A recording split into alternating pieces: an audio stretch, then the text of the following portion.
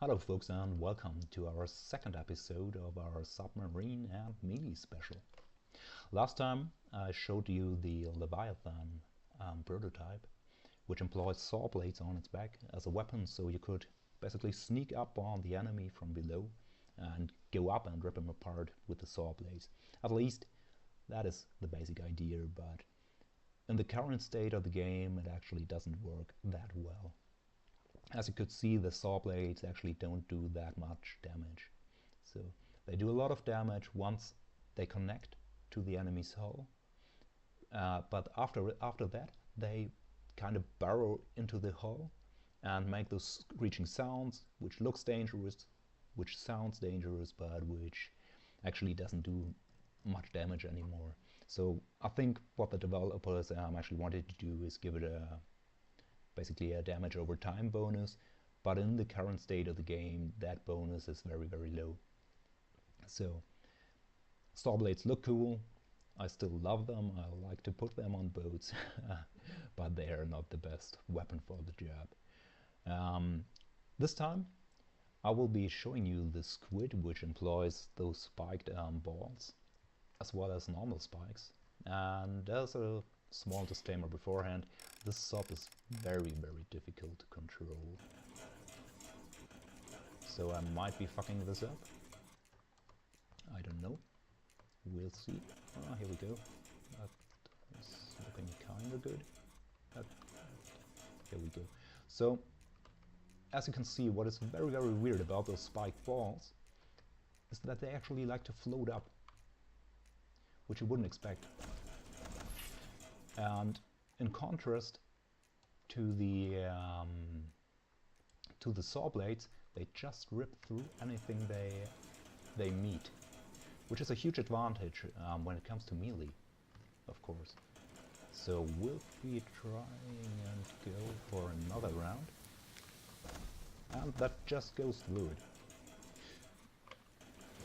This is actually kind of surprising. Usually the Squid is one of the ships which likes to break the game, because as soon as the chains connect to the enemy with the spike balls, they like to get entangled or whatever and just rip apart and splatter blocks all over the map. But so as you can see, spike balls are actually a pretty effective weapon for a submarine, but they have one huge disadvantage, and that is the floating value. And the Squid, it actually works because I built the ship way before ballast tanks came in, and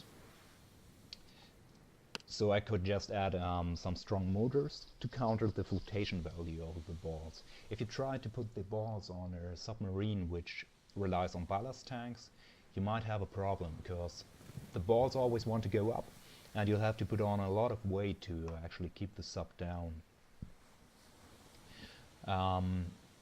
What might be a better choice is those spike drills and the normal spikes on the back. So let's see how that goes.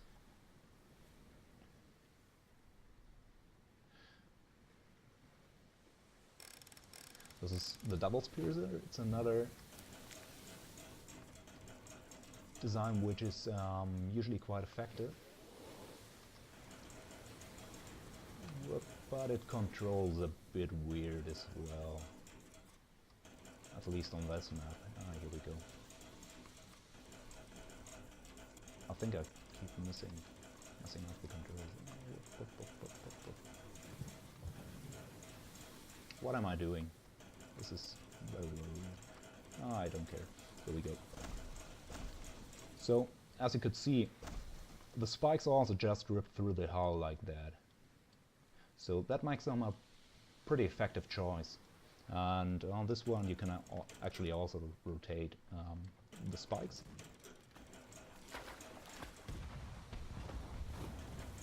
To go for a better angle. And you can do something completely different. And that is... no, I fucked it up. But I can still try to show you. I think we lost our propulsion. Yeah. So I can't show you anymore. But what works is the grapples. You can go at an enemy and try to fire the grapples from below. So I'll try it and do that again. That was weird. What you could see here is that the spikes basically punch through the hull just like the spike balls. But they don't have the problem that they want to float around that much. So I'll try and go for another run at the grab with the Devil's Piercer and try to use the grapples from below. Whoop, here we go. Going for a bit more of a controlled dive. Now I figured out my controls again. I sometimes keep to mess them up because sometimes in the older designs I keep changing the control schemes. Usually I use Q for diving. Sometimes I put it on E, which is a bit weird afterwards. So let's try this. Oh, that didn't work that well. But it's fun.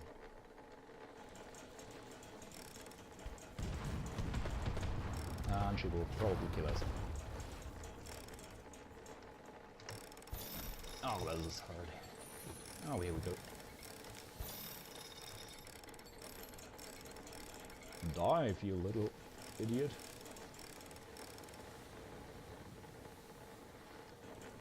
Dive if you wanna live. Here we go. Whoop! It's so hard to control.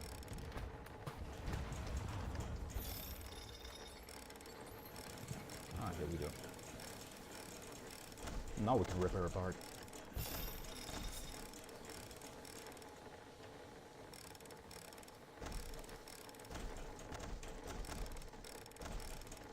That went totally well. Not. But as you can see, the ship actually does quite a bit of damage. Now I'll probably just turn around and kill myself, which is fine too.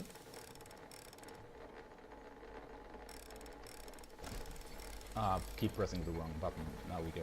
So what I'm actually doing is I keep pulling the ship onto myself to connect with the spikes again and again and again and again and again and again and again until one of us dies, which is fine with me. And now I'll just have to adjust the spikes again. As you can see, the spikes do a lot of more damage than, for example, the saw blades, which is for the simple reason that they keep pushing the enemy around. They connect over and over again with the enemy, and thus they do more damage. Just like that. Rip, up, up, up, up. Here we go. It's like a very, very bad dentist, or something like that.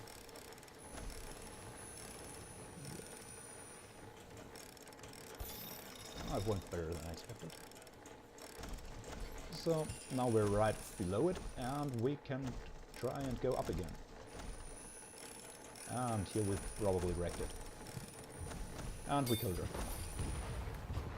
That's how we do. That was a very, very weird fight, actually. But okay. So this is what you can do. Grapples actually also work underwater, which makes them great for very, very weird attacks like that. And it might be an idea to put something like a rotating device on some of the melee weapons, so they are, you can actually adjust them afterwards. But when it comes to melee, there's one thing that is probably the most effective of all, or one of the most effective designs I ever built, which is the Anvil. It's not a real submarine, but it employs a bit of a mechanic which I also used on the submarine, and that is the stepper motor. So what the stepper motor actually does, we got two stepper motors placed here, and the idea of the Anvil was to build a ship that is basically able to just ram into anything and do a lot of damage with a huge spiked ball on that.